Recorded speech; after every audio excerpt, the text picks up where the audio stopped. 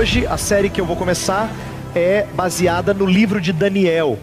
E eu vou assumir apenas a parte de Daniel, que é uma parte histórica. E eu vou explicar por que eu vou pegar só essa parte histórica. O título da série é Amando a Deus no Mundo. Se você prestou atenção na condução da liturgia por parte do pastor Jailson, você deve ter notado que algumas vezes ele falou sobre os nossos pecados, os desafios de viver no mundo e não sermos seguidores de padrões não bíblicos. O que eu quero dizer com isso? E eu vou pedir a sua atenção para você entender a nossa série de agora em diante. Quero que você compreenda que o que nós vamos falar aqui nos próximos domingos, eu vou tentar expor capítulo por capítulo dos 6 primeiros de Daniel. É aprender com histórias conhecidas como é que a gente está envolvido na sociedade e ainda assim não adere aos padrões da sociedade. Então, para quem não está acostumado a ouvir essa linguagem, atenção. Quando a Bíblia fala, não ameis o mundo, nem as coisas que há no mundo, está usando o mundo aqui não no sentido de natureza. Não é que a gente não pode amar a natureza. Não está falando de mundo no sentido de pessoas. Não é que a gente não possa amar as pessoas. Mas de amor a Deus, que é diferente do amor do mundo, significa o mundo como um sistema de pecado contrário aos princípios de Deus. Então, quando eu usar a palavra mundo aqui e usar o conceito de mundanismo, o que eu estou me referindo é esse sistema maligno, feito por homens, claro, mas que contém princípios, valores diferentes dos valores da Bíblia Sagrada. Então, quando você ouvir mundo, pense nisso. Porque senão você vai pensar assim, puxa, o pastor parece que é contra o mundo, né? Existem aspectos do mundo e a Bíblia trata a palavra mundo de maneiras diferentes. Por exemplo, Deus criou o mundo. Deus amou o mundo de tal maneira que deu o seu filho. Mas quando fala que Deus amou o mundo de tal maneira, não está falando o mesmo mundo que eu estou falando. Porque a mesma Bíblia fala, em outro lugar, como eu citei há pouco, em 1 João, fala assim, não ameis o mundo, nem as coisas que há no mundo. Se alguém amar o mundo, o amor do Pai não está nele. Então tem um amor ao mundo que é contrário ao amor a Deus. E eu quero que você tenha isso em mente, porque é disso que a gente vai falar aqui nessa série. Antes de pedir para as crianças fazerem o desenho, deixa eu explicar para os adultos uma introdução de toda a série e depois a gente vai ler o texto de Daniel 1. Atenção, frequentemente a gente fala assim, olha, eu estou no mundo, mas eu não sou do mundo. É uma expressão que às vezes crentes usam para dizer, eu não pertenço a esse sistema que eu falei. O que isso significa? Veja só. Daniel, por que nós estamos baseando esse conceito na história de Daniel? Daniel foi um personagem bíblico que passou a maior parte da sua vida fora da teocracia israelita. O que isso significa? Se você não conhece bem a Bíblia, é bom que você saiba disso. A maioria dos personagens da Bíblia, do Antigo Testamento, eles viviam numa nação que estava totalmente ligado à igreja. Então não havia separação entre igreja e Estado. Portanto, ser um rei de Israel significava conduzir o povo a adorar a Deus. Aí você fala, mas ele era rei, ele não era político? Não tem nada a ver com o trabalho de pastor. Mas não tinha essa divisão. Tá? Em tempos antigos essa divisão não existia, principalmente na terra de Israel. Então se Davi, que é um rei de Israel famoso, muita gente conhece Davi. Se Davi estava conduzindo o povo para agradar a Deus, ele tinha que fazer política agradável a Deus. Mas não tinha essa divisão. Ele não fazia só política. Claro que tinham funções que eram do sacerdote, que eram religiosas, do profeta, que eram religiosas, mas havia uma integração. Daniel é um personagem meio diferente da Bíblia.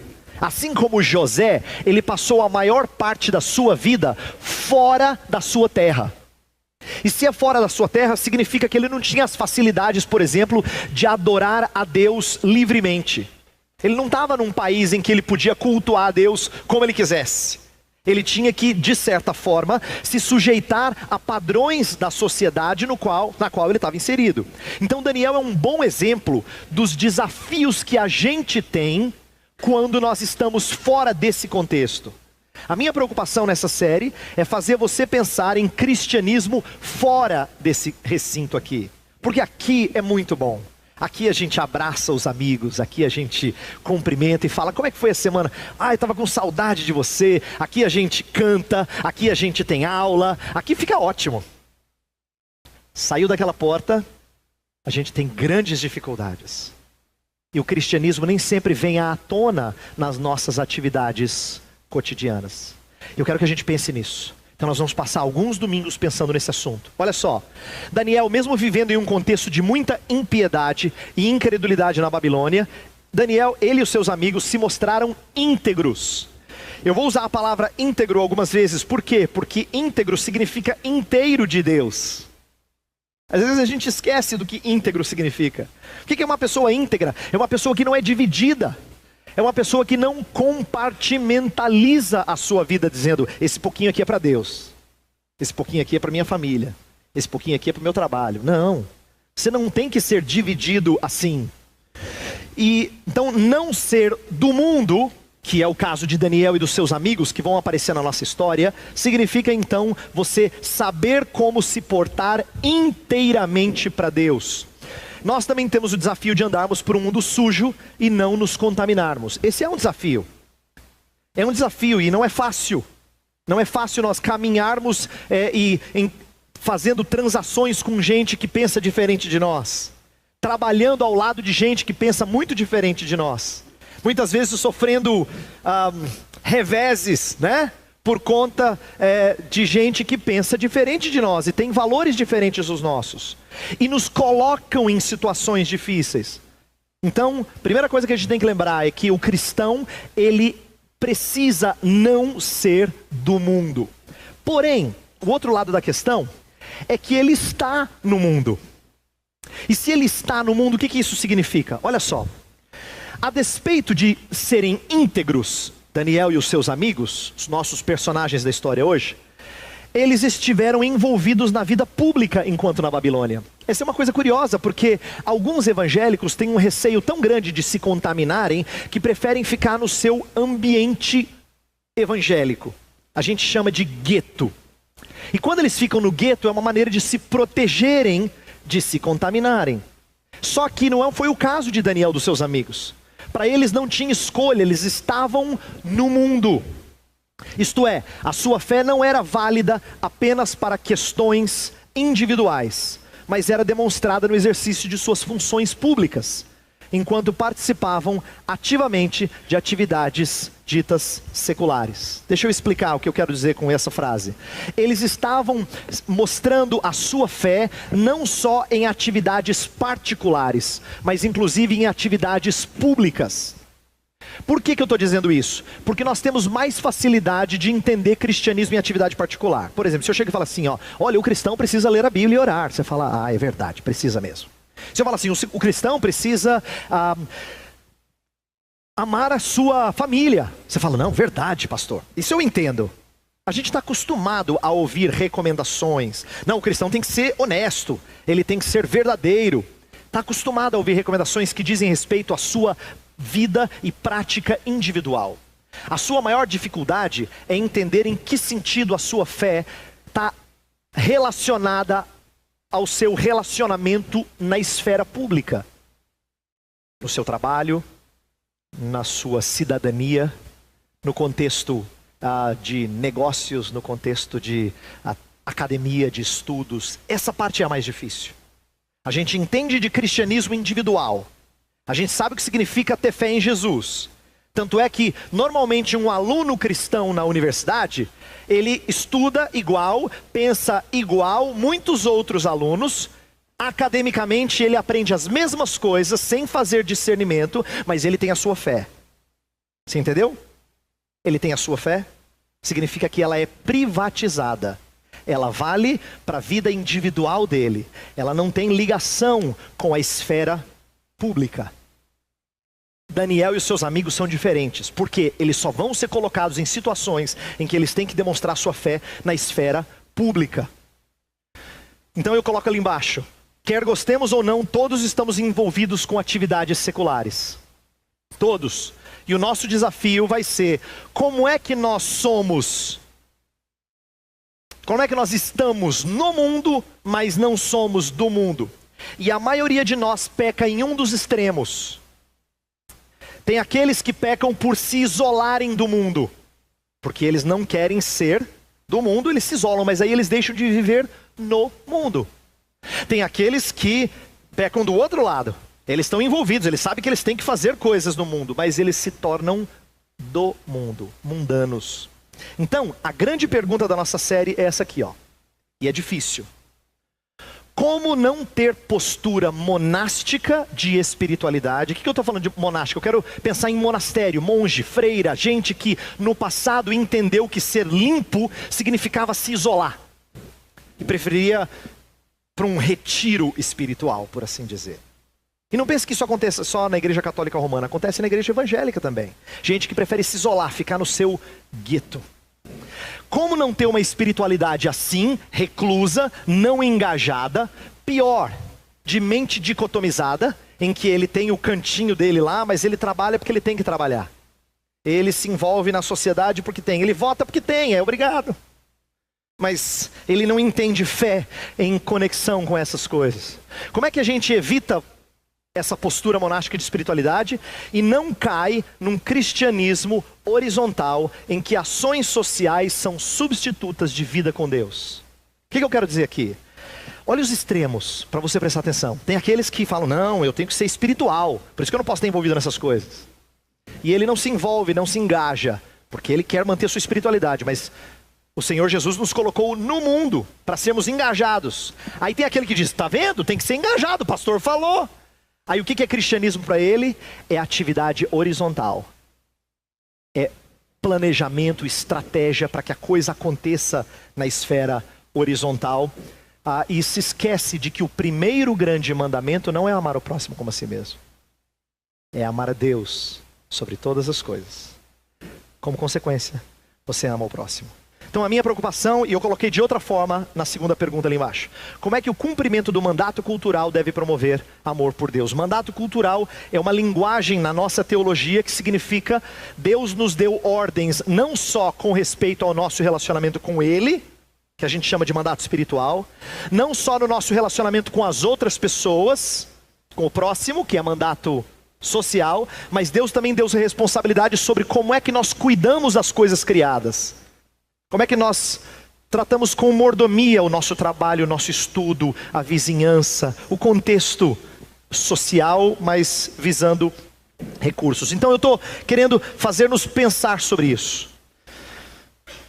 O livro de Daniel. O livro de Daniel tem uma parte histórica, capítulos de 1 a 6, e uma parte profética, apocalíptica, com visões sobre a vinda do Messias e o estabelecimento do seu reino, que é o capítulo 7 a 12. O livro, como um todo, é sobre o poder soberano de Deus sobre outros impérios e o triunfo do seu reino por intermédio do Messias. Nós vamos estudar só a primeira parte, tá? Nós vamos estudar só as partes 1 a 6. Por que eu quero estudar essa primeira parte? Então agora vem a minha explicação do porquê dessa série. Nós estudaremos a parte histórica entendendo que ela é a pequena história de alguns judeus dentro da grande história da redenção. A grande história da redenção é como é que Deus conduz o seu reino a triunfar sobre todos os reinos. Só que Ele me chamou para fazer parte dele. O que eu faço nessa grande história? Qual é a minha postura nessa grande história? O livro de Daniel é um bom exemplo de como nós queremos entender o que Deus espera de nós enquanto aguardamos o triunfo final do seu reino. Entender como nossa vida deve se encaixar na grande história da redenção. Esse é o meu intento, esse vai ser o nosso enfoque nessa série. Então eu vou pedir para você pegar o texto bíblico e eu vou pedir para as crianças agora ouvirem a história contada. Antes de ler o texto para os adultos, eu vou contar a história para as crianças e eu quero ver que desenho você vai fazer com essa história. Olha só. Tinham 4 amigos: Daniel, Ananias, Misael e Azarias. 4 amigos. Você vai ter que desenhar 4, hein? Os 4 moravam numa terra chamada Babilônia. E lá o rei queria que eles comessem comida que era desagradável a Deus. Tinha um jeito de comer que não agradava a Deus. E eles fizeram questão, resolveram não comer aquela comida. E Deus cuidou deles quando eles resolveram não pecar. O que eu quero que as crianças aprendam? Atenção. A gente tem 4 amigos e uma situação de pecado.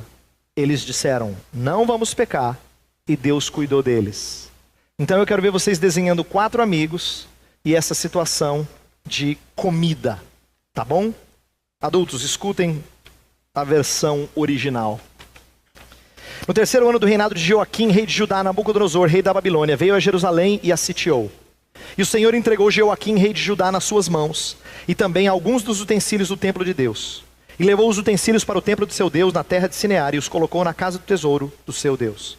Então o rei ordenou que Aspenaz, o chefe dos oficiais da sua corte, trouxesse alguns dos israelitas da família real e da nobreza, jovens sem defeito físico, de boa aparência, cultos, inteligentes, que dominassem os vários campos do conhecimento e fossem capacitados para servir no palácio do rei. Ele devia ensinar-lhes a língua e a literatura dos babilônicos. O rei designou-lhes uma porção diária de comida e de vinho da própria mesa do rei. Eles receberiam um treinamento durante 3 anos e depois disso passariam a servir o rei. Entre esses estavam alguns que vieram de Judá: Daniel, Ananias, Misael e Azarias. O chefe dos oficiais deu-lhes novos nomes. A Daniel deu o nome de Beltesazar, a Ananias Sadraque, a Misael Mesaque e a Azarias Abednego. Daniel, contudo, decidiu não se tornar impuro com a comida e com o vinho do rei, e pediu ao chefe dos oficiais permissão para se abster deles. E Deus fez com que o homem fosse bondoso para com Daniel, e tivesse simpatia por ele. E apesar disso ele disse a Daniel: tenho medo do rei, o meu senhor, que determinou a comida e a bebida de vocês. E se ele os achar menos saudáveis que os outros jovens da mesma idade, o rei poderia pedir a minha cabeça por causa de vocês.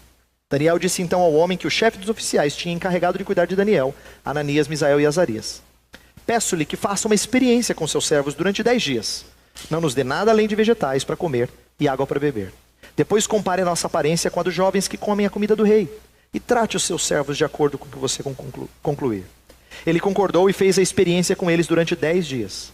Passados os 10 dias, eles pareciam mais saudáveis e mais fortes do que todos os jovens que comiam a comida da mesa do rei. Assim o encarregado tirou a comida especial e o vinho que haviam sido designados, e em lugar disso lhes dava vegetais. A esses 4 jovens Deus deu sabedoria e inteligência para conhecerem todos os aspectos da cultura e da ciência. E Daniel, além disso, sabia interpretar todo tipo de visões e sonhos. Ao final do tempo estabelecido pelo rei, para que os jovens fossem trazidos à sua presença, o chefe dos oficiais os apresentou a Nabucodonosor. O rei conversou com eles e não encontrou ninguém comparável a Daniel, Ananias, Misael e Azarias, de modo que eles passaram a servir o rei. O rei lhes fez perguntas sobre todos os assuntos nos quais se exigia sabedoria e conhecimento, e descobriu que eram 10 vezes mais sábios do que todos os magos e encantadores de todo o seu reino. E Daniel permaneceu ali até o 1º ano do rei Ciro. Deus honra os que não se contaminam. Vamos pensar sobre essa história conhecida, mas que não é só história de gente pequena, é para gente grande também. Deixa eu começar destacando que Daniel e os seus amigos estão num contexto bastante inóspito. Um contexto que não ajuda. Um contexto que dificulta a ideia de você poder viver a sua fé. Porque se você chegasse para mim e dissesse assim: pastor, agora eu estou tranquilo, eu trabalho numa empresa evangélica. Agora eu tenho só patrão evangélico, eu só tenho colega evangélico. Agora, talvez você tivesse um pouquinho mais de tranquilidade, mas essa não é a realidade da maioria. Eu nem vou dizer que trabalhar no contexto evangélico sempre é o melhor das situações, tá? Mas eu quero dizer o seguinte: a maioria de nós está num contexto bem inóspito, bem desfavorável. Você pode perceber mais ou menos, mas o contexto não favorece. Nabucodonosor tinha feito o quê? Ele era o rei da Babilônia que tinha destruído as nações da época, e ao vencer uma batalha importante contra o Egito em Carquemes, ele se tornou o grande poder da época. A Assíria já tinha caído, o Egito, que era o possível próximo reino, caiu, agora ficou a Babilônia. Então a Babilônia passou a fazer o quê? A controlar as terras, e uma das coisas que ela fez era pegar riquezas e pegar o melhor material humano de lugares diferentes. E Judá não foi diferente. Judá teve as riquezas do templo tomadas e o futuro promissor tomado. Os jovens como Daniel, Ananias, Misael e Azarias foram para lá para serem treinados e serem funcionários da Babilônia. Eles iam trabalhar no governo babilônico agora. Eles estavam sendo treinados para isso. Ao fazer isso, você percebe que eles não estão num contexto fácil. Eles são cativos que agora têm que trabalhar para o governo inimigo. Isso é bastante inóspito. Não favorece praticar e viver sua fé. O contexto de cativeiro babilônico, então, proporcionava a Daniel e seus amigos novos desafios, com exigências impostas pelo mundo.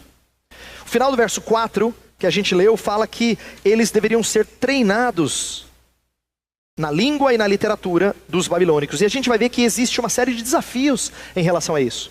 Ser treinado numa outra cultura significava absorver os valores dessa cultura. Então eles têm desafios grandes. Eles vão ter que aprender a estar no mundo, mas não ser do mundo. Nós também vivemos como peregrinos em meio a padrões de vida mundanos ao nosso redor. Em 1 Pedro 2, versos 11 e 12, que está aí, é um texto muito precioso em que Pedro fala assim: rogo a vocês que são forasteiros, peregrinos, que vocês não se sujeitem às paixões mundanas. O que Pedro está dizendo? Ele não está dizendo para a gente pegar uma nave espacial e sair do planeta. Você não sai do mundo. Jesus mesmo orou: não peço que os tires do mundo, mas que os guardes do mal. O que Pedro está falando nessa passagem é que sejam guardados do mal. Nós somos forasteiros. O que isso significa? Se você tem feito dessa vida, das coisas que você tem, o seu amor permanente, você está com o coração na coisa errada. Por quê? Porque aqui nós somos só forasteiros, só peregrinos, estamos de passagem. É isso que o texto diz. Nosso desafio é não dicotomizar a nossa vida, mas integrá-la. E aqui eu quero usar uma analogia muito boa que eu aprendi num livro alguns anos atrás. A ideia é de que muitos de nós vivem trabalho ou estudo e igreja de maneira dicotomizada, separada. Não é que a gente faz bobagem no trabalho e na igreja. Não, a gente é correto. Mas não tem muita conexão.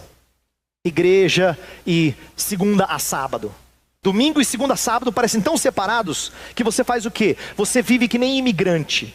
Deixa eu explicar. Sabe o que é o imigrante? É aquele que vai para um outro país e ele tem que aprender uma outra língua, tem que se adaptar a uma outra cultura, só que ele só se adapta a outra cultura e fala a outra língua quando ele está fora de casa. Porque o imigrante, por natureza, é aquele que quando volta para casa, ele fala a língua dele, ele come a comida dele, ele curte quem ele é originalmente. O problema do imigrante não é que necessariamente ele esteja preservando as suas raízes. Isso não é problema. O problema é que o mundo dele é muito separado. Aqui, ele é brasileiro, ele come feijoada, ele fala português. Mas fora, ele fala a língua do país onde ele está, ele tem outros costumes, ele tem outra postura. Sabe o que acontece? É tão separado que o que está fora não entra e o que está dentro não sai.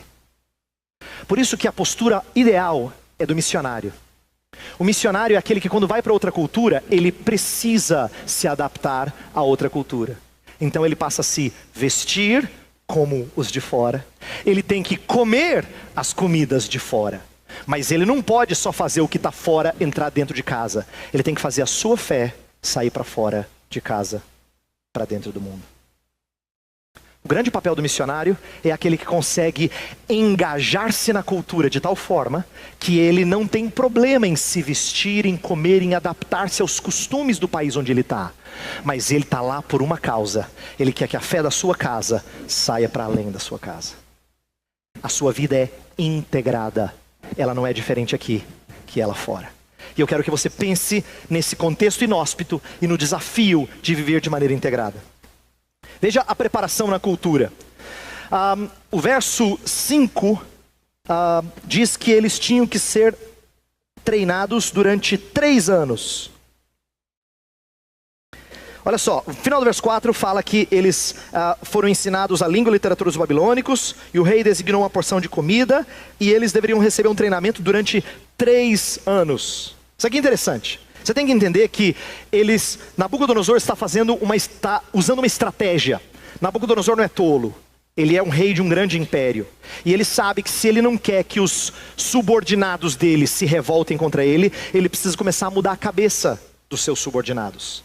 Então, a melhor estratégia é deletar identidade. Quando você começa a apagar a identidade daqueles que estão cativos seus, então a chance de se revoltar é menor. Quando as pessoas começam a amar Babilônia e não o seu país de origem, aí não tem mais razão para revolta. Então ele tem que fazê-los amar Babilônia e mudar a sua identidade. Então o que ele fez? Ele trouxe jovens, os melhores, os mais competentes de vários lugares, inclusive de Judá, e disse assim: nós vamos dar um treinamento na Federal da Babilônia. Um treinamento daqueles, comida especial, vai ter treinamento da cultura, do idioma, eles vão ser treinados. E mais, ele lembra que eles estão pegando jovens. Daniel e os seus amigos, dizem alguns estudiosos, provavelmente não tinha mais do que 15 anos. Se eles não tinham mais do que 15 anos, eles estavam na idade ideal para absorver outra cultura. Essa é a fase mais difícil de mudar a cabeça de um adolescente, se ele vai para uma outra cultura e ele bebe da outra cultura. Normalmente não tem mais volta. Nabucodonosor sabia o que ele estava fazendo. Ele queria preparar esses meninos para eles serem novos babilônicos de cabeça. E veja só, que eles recebem 3 exigências. E as 3 exigências são encaradas de maneira diferente. Curiosamente, eles não fazem nenhuma objeção a 2 delas e fazem a terceira. Veja só, parece-nos estranho que Daniel e seus amigos aceitassem a mudança de nome e até a educação babilônica, mas rejeitam a dieta alimentar. Eu vou dizer por que parece estranho. Deixa eu explicar, você vai entender. Se eu chegasse para você e falasse assim: ó, eu tenho 3 exigências. Primeiro, você tem que aprender a língua, a cultura. Eu vou mudar o seu nome e você tem que comer o nosso churrasco. Qual que seria o mais fácil? Comer o churrasco, não é? Para nossa cabeça ocidental, século 21, parece estranho que eles rejeitaram o mais simples. Mas eu tenho que te explicar o contexto em que eles estão. E olha que não foi fácil. Primeiro, aceitar a mudança de nome para o judeu é muito mais difícil do que para você. Porque você pode ser orgulhado do seu nome. Eu gosto. Alguns podem não gostar, mas não importa. Para o judeu é muito mais sério. Sabe por quê? Para o ocidental o nome é escolhido de acordo com beleza. A gente gostou do nome. É bonitinho, parece que combina com ela. E se combina com o rosto dela, combina com o jeitinho dela, então a gente bota o nome. Combina com o neném ali. Mas para o judeu não. Para o judeu o nome era história de vida. Sabe por quê? Na Bíblia frequentemente você vê alguém nomeado por causa de um evento importante que aconteceu no nascimento da criança. Ou na história dos pais, do pai e da mãe. Então fala assim: ele será chamado assim por causa disso, disso, disso. Na Bíblia tem sempre disso. Um judeu recebia um nome porque era a história da sua vida. Mudar um nome é coisa muito séria para o judeu. Só que curiosamente a gente não vê nenhuma objeção deles em terem seus nomes mudados. Tem mais. Não pense que eles só mudaram de nome de Luiz para Carlos ou de Maria para Joana. Eles receberam nomes de deuses pagãos. Quando eles foram chamados de Beltesazar, de Sadraque, Mesaque e Abednego, os nomes que estão inseridos ali são de deuses pagãos. Imagina você, cristão, sendo chamado de Iemanjá. Agora você se chama de Iemanjá. Ou ser chamado de qualquer outro nome de divindade, de espírito, tá? Não é uma coisa muito agradável, mas eles aceitam isso. Isso que surpreende. Eles aceitam porque eles estão num contexto inóspito. Um contexto difícil, em que eles não podem fazer escolhas. Então eles aceitam. Eles também aceitam a educação babilônica. E a educação babilônica, não pense assim que é só estudar na Federal e fazer cálculo e fazer literatura e dizer assim, tá tudo bem. Não, sabe por quê? Em épocas antigas não tinha separação entre ciência e religião. Ciência era misturado com religião. Quando o babilônico estudava astronomia, junto disso estava astrologia. Porque para ele, estudar ciência não era separado de estudar o significado por detrás das coisas. Então eles estudavam a ciência dos astros, mas eles davam um sentido religioso a isso. Portanto, Daniel e os seus amigos estavam no meio de um contexto bastante pagão, de magia, de coisas bem diferentes do que eles estavam acostumados a aprender. E no entanto, a gente não vê nenhuma objeção deles em relação a isso. Não é curioso? Eles estão recebendo uma educação totalmente contrária aos valores e às crenças deles. Eles tiveram seus nomes mudados para ter nome de deuses pagãos. E não há nenhuma objeção. No entanto, eles não aceitam comer a dieta do rei. Por quê? A razão é que só o último era desobediência explícita. Só o último, só o comer a comida do rei quebrava a lei de Moisés. Porque os babilônicos não tinham as regras alimentares que Deus havia dado, de comer certos tipos de animais e outros não, de drenar o sangue da carne e não comê-la sanguinolenta. Eram algumas regras que Deus havia dado e os meninos não queriam quebrá-la. Além disso, a refeição babilônica sempre estava atrelada à religião. As carnes eram oferecidas a deuses. Então participar de algumas refeições seria participar de idolatria. E eles não queriam isso. Portanto, eles rejeitam essa última coisa, mostrando-se íntegros. Eu quero que você entenda que esse desafio que eles têm, nós também temos. Entre discernir o que pode e o que não pode. O que eu tolero e o que eu não tolero. O que é aceitável e o que não é aceitável. E uma primeira dica para você pensar é que as coisas que estão ao nosso redor, mas que não envolvem quebra de princípios, às vezes têm que ser toleradas. Mas aquilo que mexe com o nosso interior e quebra de princípios bíblicos, elas jamais podem ser toleradas. Deixa eu explicar um pouco disso. A sociedade ao nosso redor, aquilo que eu falei que chama mundo na Bíblia, esse sistema de pecado contrário aos princípios da Bíblia, eles querem mudar a sua cabeça. Toleramos, seja na escola, na empresa, conviver com um certo grau de impiedade que não afete o nosso interior. Se é mudar de nome, tudo bem, eu vou ter nome estranho, de pagão. Se é para estudar na Federal da Babilônia e ouvir muita bobagem, eu vou fazê-lo. Mas não me peça para transgredir a lei de Deus, porque isso envolve o meu interior. A estratégia do mundo, porém, é de conduzir você a pensar com os mesmos padrões que eles pensam em coisas que aparentemente não são pecaminosas. E agora vai algo que eu quero chamar a sua atenção. Quando eu falo de coisas que afetam o seu interior, não pense somente em coisas que são obviamente erradas. Não, pastor, eu nunca menti. Sempre fui muito honesto com o dinheiro. Eu nunca maltratei ninguém. Essas coisas são boas, eu não estou dizendo que elas não valem. A minha preocupação está quando a nossa cabeça é gradativamente moldada. Então eu estou falando de influência interna, para aceitar certos padrões e não ver problema com eles. Porque, francamente, se você muda de nome e ouve aquelas bobagens na faculdade, o que é comer um churrasquinho, né? Meu ponto é dizer assim, parece a coisa mais fácil de sujeitar quando você deixa se moldar pelos padrões da sociedade. Eu quero dar alguns exemplos de coisas que podem parecer estranhas para você, mas presta atenção no que eu vou dizer, porque isso aqui agora você não vai gostar. Você vai ficar bravo com o pastor.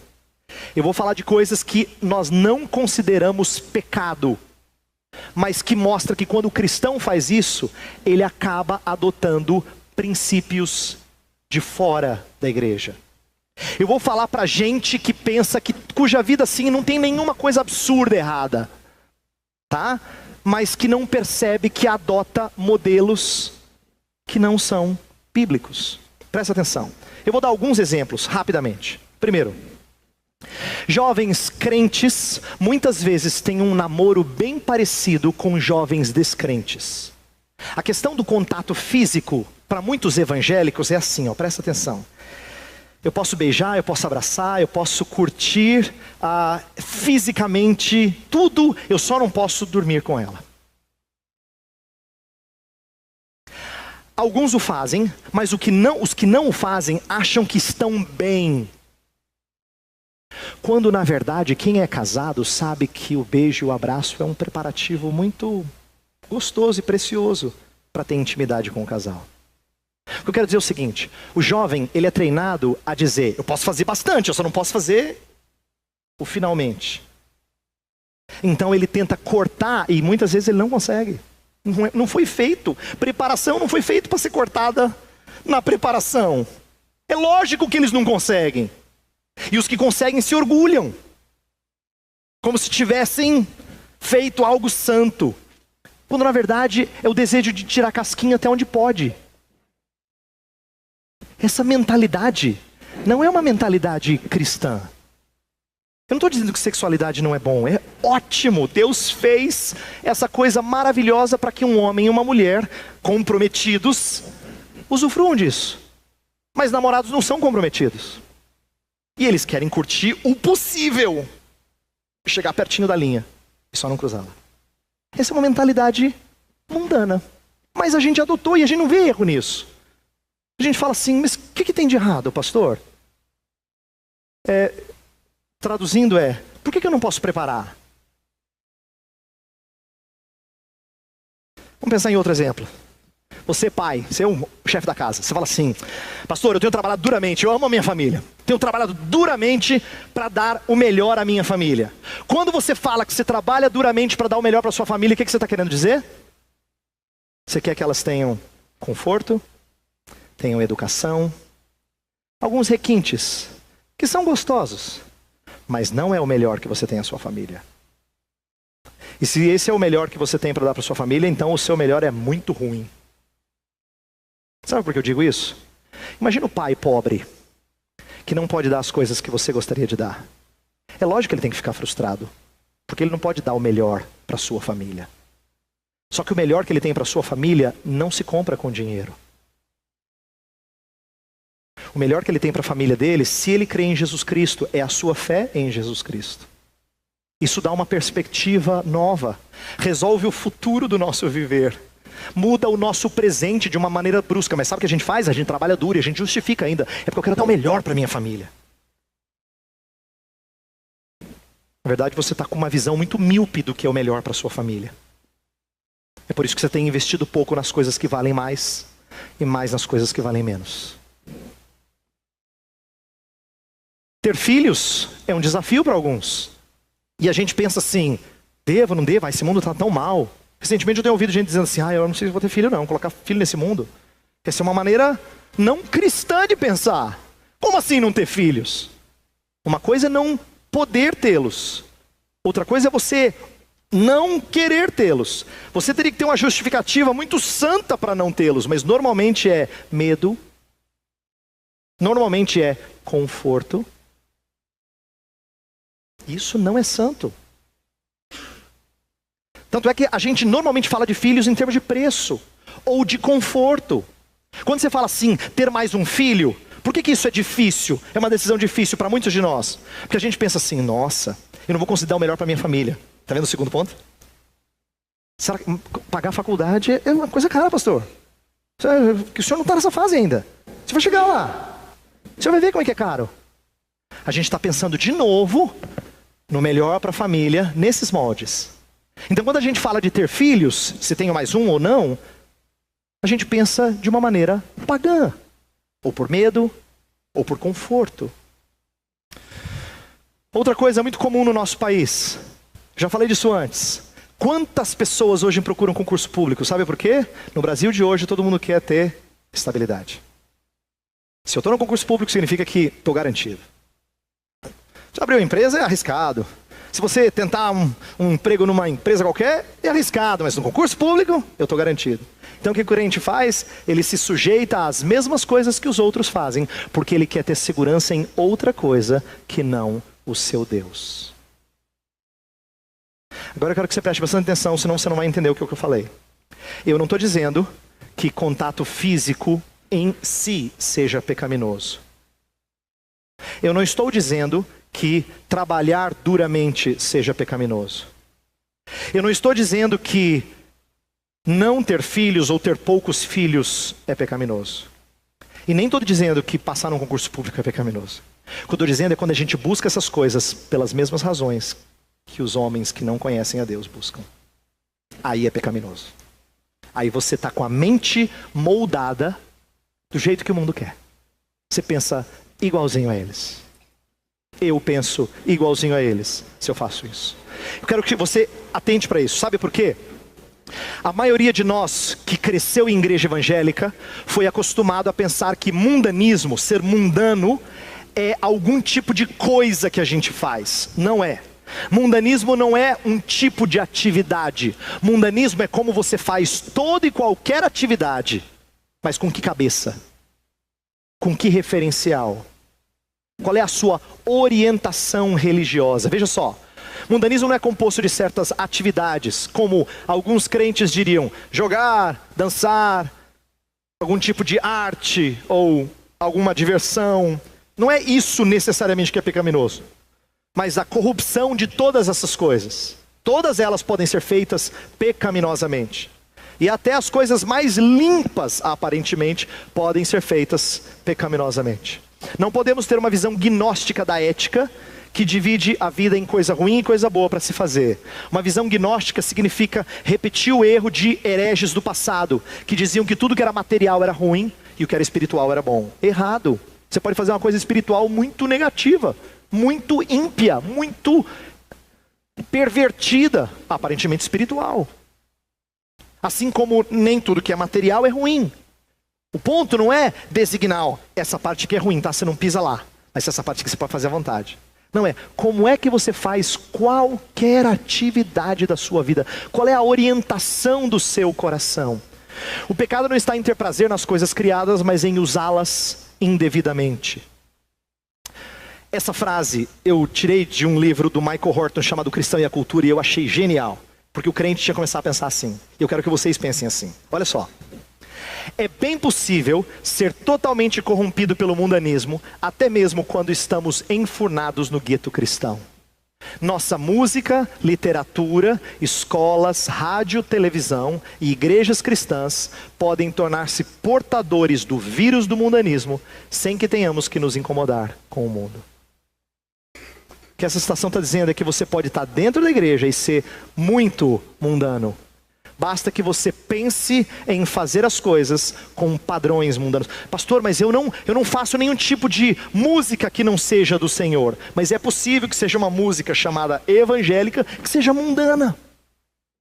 Não, pastor, eu não assisto coisa que não deve. Mas é possível que você assista algumas de maneira indevida. Meu ponto é dizer que eu não quero que você se preocupe só com as coisas que são explicitamente erradas. Eu quero que você perceba com que cabeça você faz cada uma das coisas que você faz, cada atividade. Na história de Daniel, a gente vê o cuidado de Deus respondendo à sua integridade. Olha só, no versículo 8, Daniel resolve não pecar. Verso 8, Daniel, contudo, decidiu não se tornar impuro com a comida e com o vinho do rei. Ele primeiro decidiu, essa é a sua resolução de ser íntegro. Em outras palavras, eu não vou me deixar amoldar. Não posso. Eu posso receber até nome, não vai mudar minha identidade. Eu posso ir até para a faculdade da Babilônia, não vou mudar minha identidade. Eu não vou abrir mão da maneira como Deus me moldou. Essa resolução, atenção, ela é apenas o que você pode fazer. Mas Daniel, como você, não pode fazer isso acontecer. Por isso que o mesmo verso 8 fala assim, Daniel resolveu no seu coração, ele decidiu e depois ele pediu para o superior dele. Porque tem coisas que escapam do nosso controle. Tem coisas que escapam do nosso controle, então ele pediu. Ele não estava na época em que ele podia pedir para ser demitido, você pode. Ele não podia. Cativo não é demitido, sabe? Ou você obedece ou você morre. Então ele pediu. A segunda parte do verso 8 fala que ele pediu ao chefe dos oficiais permissão para se abster deles. E Deus atendeu. Agora, antes de falar que Deus atendeu, presta atenção. Ele pediu para o chefe não contaminar-se. Sabe o que eu achei fantástico dessa frase? Ele não deu desculpas. Ele não falou assim, eu não vou comer do churrasco com vocês porque eu tenho um problema de estômago, sabe? Será que poderia... Às vezes a gente tem medo de nossas posturas, então a gente arranja um jeito de dizer do porquê não pode fazer. Você não gosta, você está incomodado, mas é meio estranho falar assim que é contra a sua fé. Então o que você fala? Não vai dar para eu estar na empresa no domingo. Não posso, eu tenho um compromisso. Um compromisso aí. Seu chefe nem sabe que você vai na igreja. Você nunca falou dessas coisas. Você não pode fazer certas coisas porque na verdade você sempre usa desculpas. Você não diz o porquê que elas estão erradas, porquê que você é contra. Eu não posso fazer desse jeito que o Senhor está me mandando cumprir a sua ordem. Por quê? Porque eu acho que não vai dar certo. Olha que pragmático. gente tem medo e às vezes dá desculpas. Eu quero que você entenda que nosso testemunho é falho quando ele não é acompanhado das razões do porquê fazemos ou não fazemos alguma coisa. O seu testemunho é falho. O que Deus faz? Deus abre as portas e Deus deixa que eles experimentem a dieta alimentar de alguns legumes e água. Agora atenção para o próximo slide. Deus é muito bondoso. Por quê? Porque a sua providência, o cuidado de Deus, a maneira como Deus abre portas ou não, às vezes opera de maneira ordinária, comum, e às vezes extraordinária. Quando eles pedem para ser experimentados 10 dias de legumes e água, não pense que era uma dieta fantástica do livrinho que ele comprou na livraria, aquele que fica na frente assim, 10 dias de legume e água e sua pele ficará como de um bebê. Não é isso. Judeu também comia carne, ele não era vegetariano. Mas eu creio que alguma coisa extraordinária deve ter acontecido ali, para que Deus honrasse a integridade daqueles meninos e permitisse que o resto dos 3 anos eles não quebrassem o mandamento e eles pudessem comer apenas aquilo que está dentro do esquema. Isso significa que Deus fez alguma coisa extraordinária acontecer naqueles 10 dias, que quando olharam para eles falaram: ó, gostei, o que você está passando na pele? Alguma coisa extraordinária aconteceu. Deus honrou a fé daqueles moços. Tiveram um tratamento diferenciado durante os 3 anos. Deus honrou sua conduta incontaminada, íntegra, e lhes faz destacar sobremaneira. O que acontece no final do texto? Eles são chamados por Nabucodonosor. Nabucodonosor diz: olha, esses moços estão mais belos e são mais inteligentes. Eles receberam treinamento lá na Federal da Babilônia. 3 anos, estudaram. Só que como eles tinham uma cabeça cristã, eles apropriaram de tudo aquilo que era conhecimento humano e eles moldaram de acordo com o referencial que eles tinham recebido. É por isso que eles eram mais inteligentes. A cosmovisão deles era melhor, é coerente, bate com o do Criador. Por isso que eles fizeram faculdade e saíram mais inteligentes do que os outros, mais cultos, mais doutos, porque eles não se deixaram amoldar pelos princípios. Nem sempre haverá compreensão da parte do mundo. Eu não quero que você saia daqui com a impressão de que quando eu resolver, Deus vai fazer dar certo, não vou perder meu emprego nunca. Porque em Daniel 3, a gente vai estudar, eles são lançados na fornalha. Em Daniel 6, a gente vai estudar, Daniel é lançado na cova dos leões. Nem sempre dá certo. Tá? Nem sempre tudo sai bonitinho. Nem sempre o final parece feliz aos nossos olhos. No entanto, Deus sempre fará o seu testemunho ecoar. E a gente vai ver como é que Daniel e os seus amigos vão testemunhar em meio a esse mundo mau. Eu queria fazer uma última aplicação e terminar. Eu queria que eu dar alguns exemplos sobre fé e trabalho e vamos orar para que Deus nos ajude a pensar de maneira mais integrada. Atenção, olha a pergunta que eu faço. Somos profissionais que são cristãos, fé anexada à vocação, ou cristãos em nossa profissão, fé transformando a vocação? Eu quero que você pense no seguinte: a maioria de nós conhece profissionais cristãos. Você é um, mas você conhece outros. Sabe o que é um profissional cristão? É aquele que ele é profissional, mas ele também vai na igreja. Ele é cristão, muito sério, muito sério. Mas não é disso que eu estou falando. Isso está cheio, ó, um monte. Eu estou falando assim, quantos você conhece que na sua profissão é diferente do resto dos seus colegas? Porque ele é cristão. Aí você vai falar: pastor, eu sei. Sei do que o senhor está falando. Não sabe não. Porque você está pensando assim: ele é muito ético. Ele é muito correto. Ele não faz o que é errado. Isso você já sabe. E se você já sabe, eu louvo a Deus por isso. Mas tem mais do que só ser ético. Eu queria que você passasse a pensar sobre como é que a minha fé não é como uma peça de Lego que se conecta a outra peça de Lego chamado trabalho. Porque isso pode parecer unidade, mas não é. Sabe por quê? 2 peças de Lego a gente separa, não separa? Não dá para separar 2 peças de Lego? Sabe como é que tem que ser a nossa fé em relação ao trabalho? Tem que ser igual o fermento quando cai no bolo. Quando a mamãe coloca fermento no bolo, o que acontece? Dá para tirar o fermento? Não dá. Porque uma vez que o fermento cai no bolo, ele leveda toda a massa. ele permeia a massa. Eu dou 2 exemplos aqui, a gente poderia pensar em outros.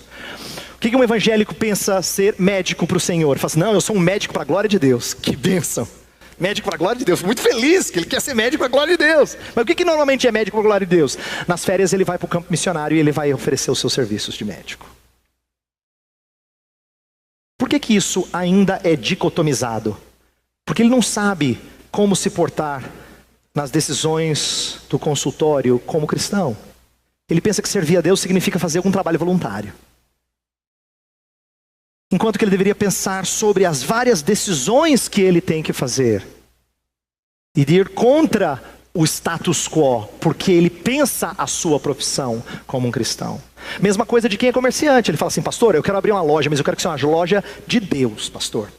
O senhor vai lá fazer uma oração para consagrar? Aí chama lá o pastor, vai lá o pastor, faz a oração e consagra. Agora vai ser uma loja de Deus. E sabe o que acontece nessa loja de Deus? Todo mundo é muito honesto. Esse homem é sério, ele é crente. Ele é crente, sério. E ele é tão sério que ele vai fazer estudo bíblico toda segunda-feira na hora do almoço. Tem algum problema com isso? Atenção, não tem nenhum problema em orar na hora que a loja abre, em fazer estudo bíblico na segunda-feira na hora do almoço. O problema é que isso continua sendo 2 peças de Lego, em que você conecta, mas você pode separar a hora que precisar. Agora, será que ele pensa em lucro como um cristão? Ou ele pensa como ele aprendeu na faculdade de administração? Quando ele abre a loja, será que ele pensa igual a faculdade de administração ensinou ele? Ou ele questiona os padrões que foram colocados porque a sua profissão é permeada pela sua fé? O que eu queria que você entendesse, e eu termino com essa frase, é isso aqui, ó. A sua fé tinha que permear o seu trabalho como fermento leveda a toda a massa. Deveríamos sempre pensar sobre os valores que nossas atividades carregam. Conjugar, não. Integrar, sim. Você pode sair daqui e falar assim, pastor, gostei da mensagem. Gostei, de agora em diante vou começar a ler a Bíblia, orar mais. Que bom, graças a Deus por isso. Mas isso não vai necessariamente transformar o seu dia a dia. Eu vou terminar com uma ilustração e a gente vai orar. Eu estava falando sobre esse assunto há pouco tempo e uma mãe fez uma pergunta muito comum de mãe. Pastor, eu tenho adolescentes. Eu estou enfrentando dificuldades com os meus adolescentes. Eu não sei exatamente como tirá-los desse contexto mundano. O que eu faço? Eu já oro muito. Eu já tenho lido a Bíblia. E de vez em quando até leio a Bíblia com eles. Mas não tem funcionado tão bem. O que eu faço? Minha resposta para ela foi, olha, todas as suas atividades religiosas são boas, mas são pouco. Sabe por quê? Você está passando a imagem para eles de que a sua vida também é dicotomizada. Quando você pensa em educar criança, você está pensando em atividade religiosa. Atividade religiosa tem o seu lugar, mas não é só isso que é educar uma criança. Você assiste televisão de maneira cristã? Você planeja suas férias de maneira cristã? Você usa o seu dinheiro de maneira cristã? Você ensina os seus filhos a escolher amigos de maneira cristã? Normalmente essas coisas são muito estranhas para nós. Eu pareço estar falando uma outra língua para você. Porque a gente pensa em cristianismo em atividade religiosa. Ir para a igreja, ler a Bíblia, orar. Isso é bom. Mas a vida continua separada. E é por isso que a maioria de nós tem muita dificuldade quando sai para aquela porta. Eu vou orar e pedir que você pense um pouquinho mais sobre essas coisas. Que Deus dê a você uma fé integrada à sua vida de segunda a sábado. E não conjugada. Tá bom? Feche seus olhos. Senhor, nós ouvimos muita coisa. E eu sei que não vai ser fácil processar tudo isso. Mas a minha oração é que o Senhor ajude os meus irmãos a fazerem sentido de algumas coisas colocadas aqui. Que eu também pondere mais sobre elas. Que comecemos a falar sobre como nossa fé precisa permear tudo que a gente faz. A maneira como nós cuidamos dos nossos pequeninos. Como nós nos relacionamos com o nosso cônjuge. Como nós nos relacionamos com colegas de trabalho. Os nossos alvos profissionais, os nossos sonhos, pessoais inclusive. Tudo isso tinha que ser moldado pela nossa fé, Senhor. Mas nós nem sempre pensamos assim. Pedimos perdão, porque às vezes somos amoldados à maneira mundana de pensar.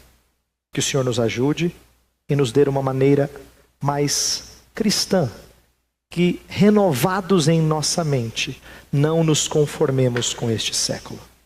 Nós oramos em nome de Cristo. Amém.